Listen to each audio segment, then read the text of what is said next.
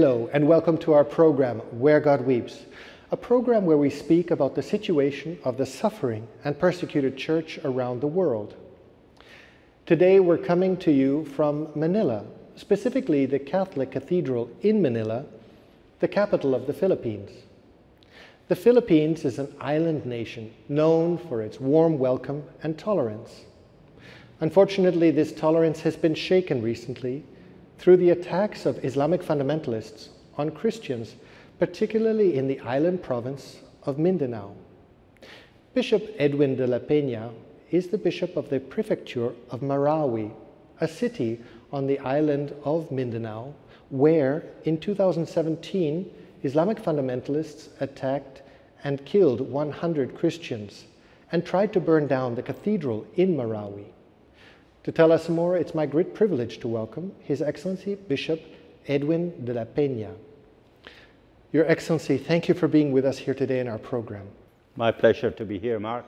Before we start our conversation, I would just like to take a moment to watch a short video which will take us back to the day of the attack on the cathedral in Marawi.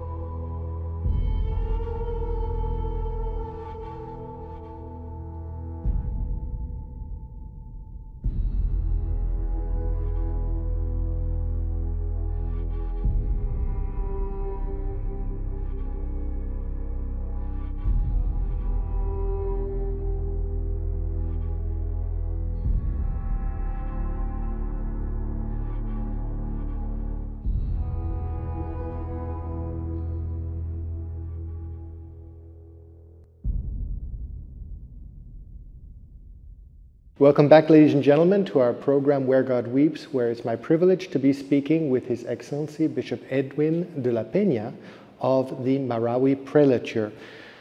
Your Excellency, we've just seen a short video about the attack and the desecration. Can you tell us, what was it like for you? What happened on that day? I was away from Marawi that time in the parish of Balabag, and it's a 3-hour drive from Marawi. I had been looking after that parish for 6 years now because I don't have any priest to send them. We were getting ready to go up to Marawi when I received a call from Father Chito telling me, do not come anymore because there is war in Marawi. Apparently it started about 2 o'clock. And so I said, there's war in Marawi, don't come. No. And then I said, well, we're used to it. Time to time we would experience kind of difficulties, fighting there, violence. But it would only last for a few hours. But I said, so I said, we will come tomorrow, early morning tomorrow. He said, no, don't come anymore. This is a different kind of war. We haven't heard anything. We haven't seen anything like this before. I asked them to monitor the situation, like I was communicating with one of our students, and I told him to report to me whatever he sees, whatever he hears, anything strange. And he was telling me that, well, there are so many armed men going around town. They're all clad in black, and they're heavily armed and firing their guns indiscriminately, shouting Allahu Akbar, things like that. No. I was afraid that something would happen to my people in the bishop's house. So you went right back? Yeah, so I said, this student that I was communicating with said, Bishop, we're going down. That was about 5:30 5:30 in the afternoon. We're going down to pray the rosary. And so that was it. Then at about 7:30, 7:30, I received a call. The phone was that of my secretary. She was saying, Bishop, no, he doesn't call me Bishop.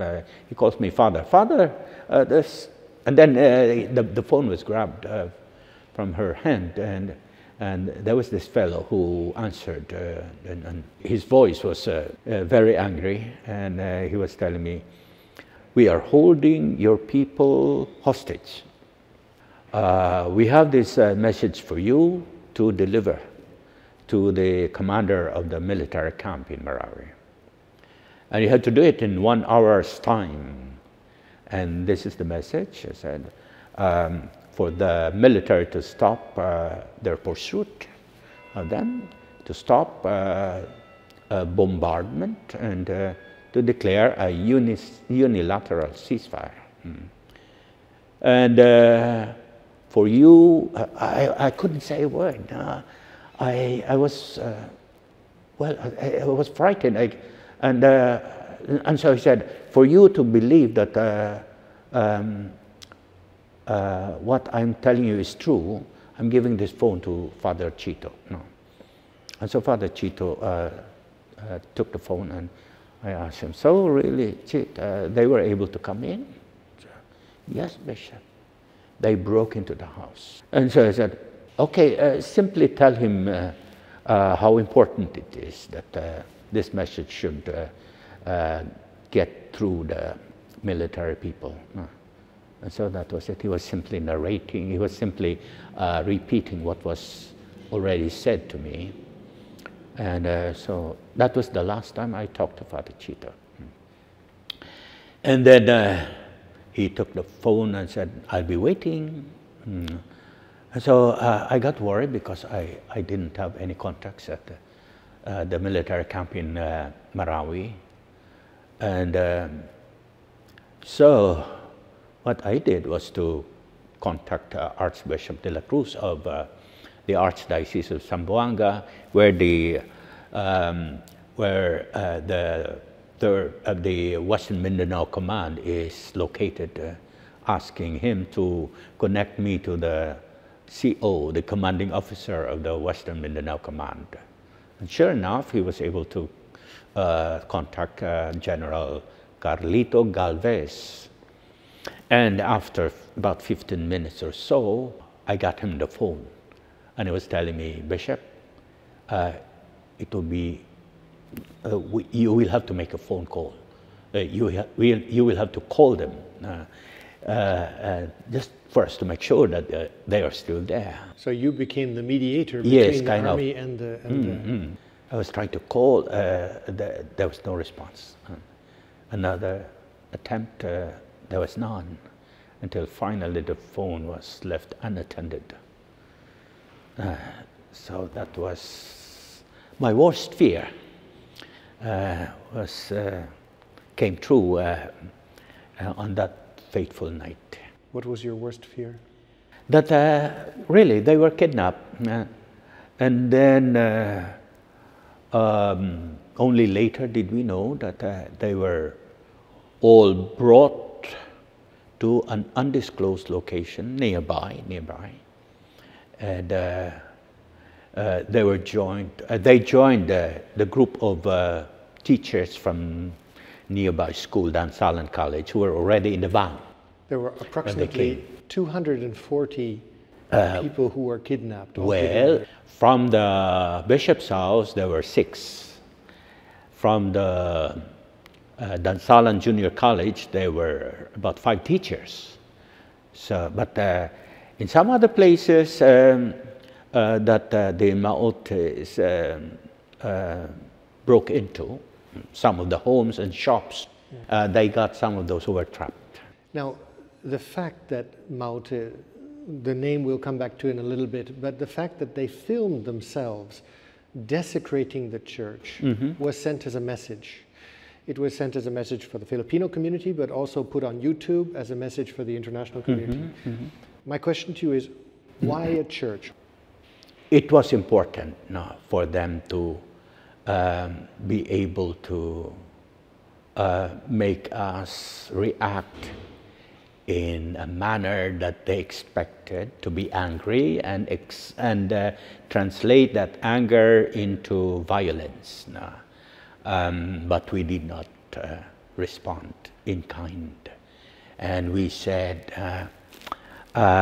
we are Christians, and we were told to forgive our enemies.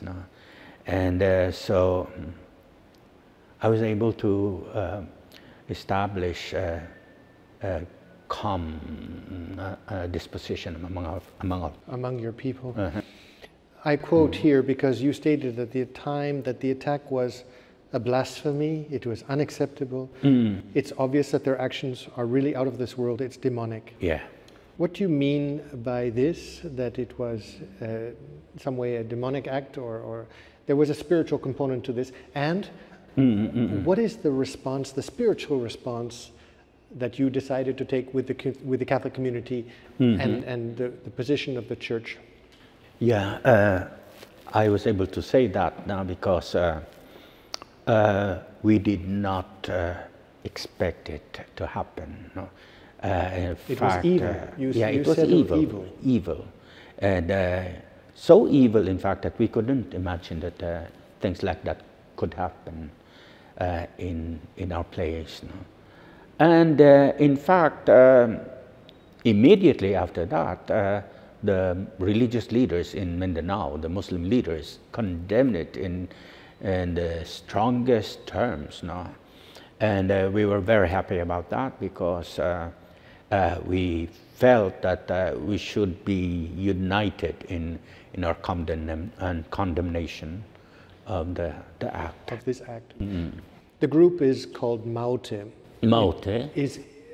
Can you tell us a little bit, what is this group, what does Maute mean, and what are their objectives? They were supposed to have pledged allegiance with ISIS. Now, the cathedral was attacked, the kidnappers took approximately 240 people altogether, and then the military came and just took back the city.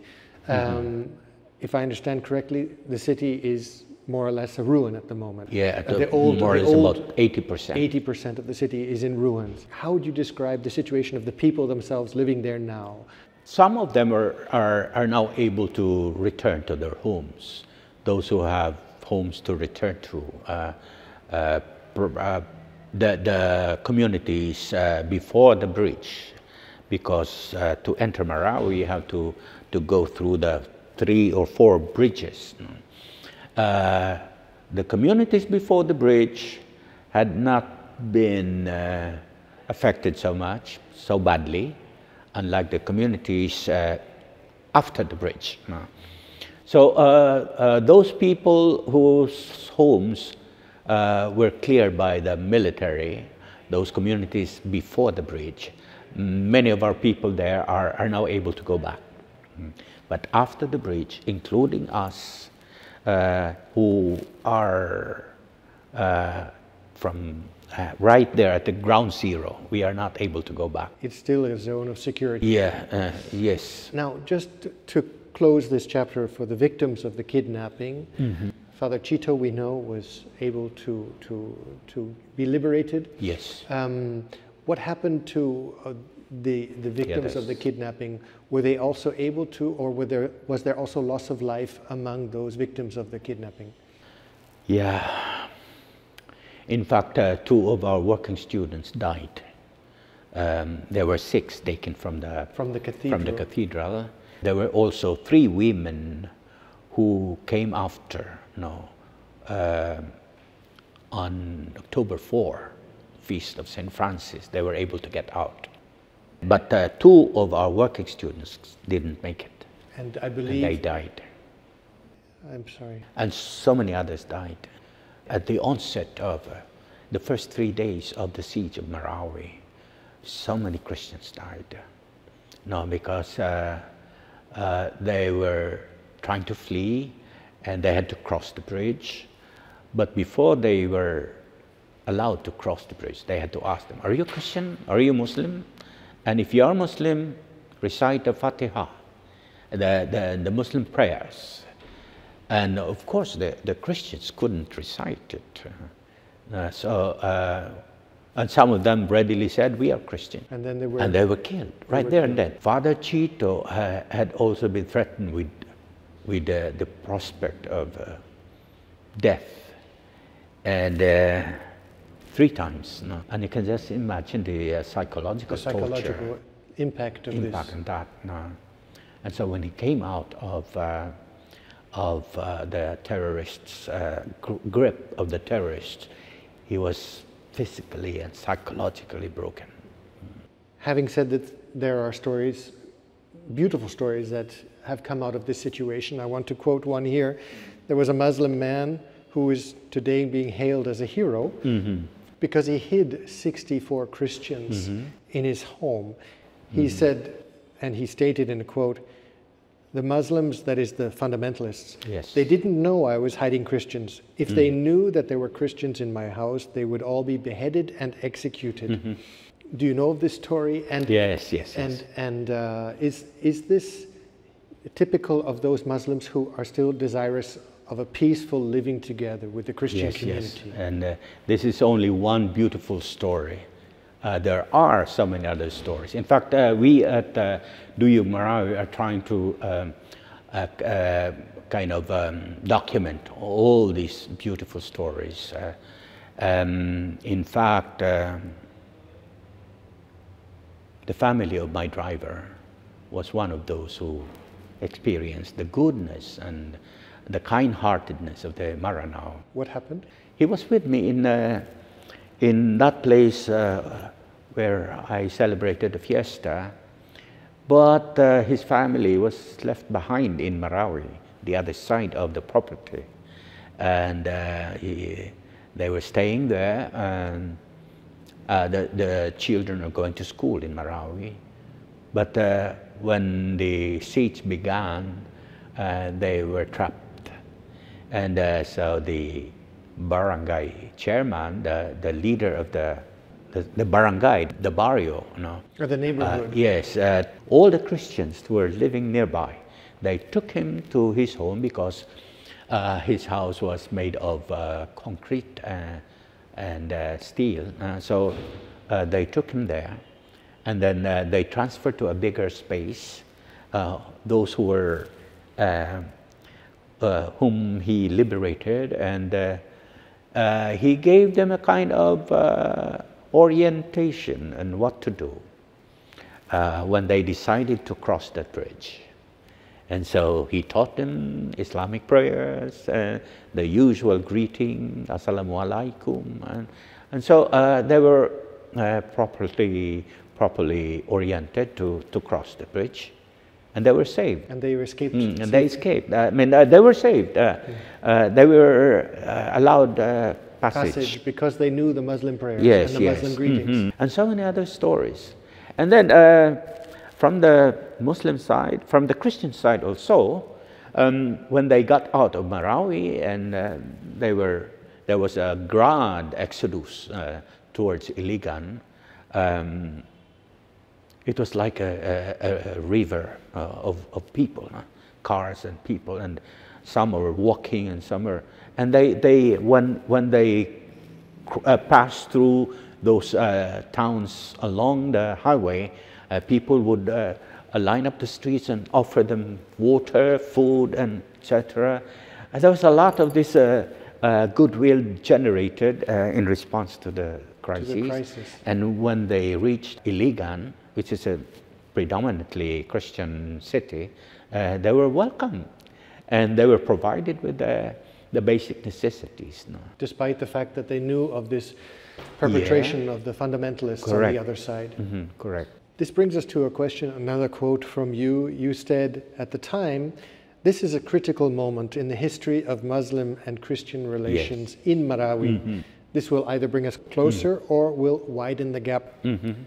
How would you say the people have responded? I think this is the springtime of Muslim-Christian relations because in spite of all the efforts done by the ISIS-inspired Maote, they failed miserably in their effort to drive a wedge between Christians and Muslims.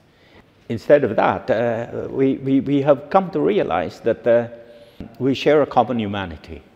This was also the message I shared in Rome, when we were invited by the Comunità di Santi Chito.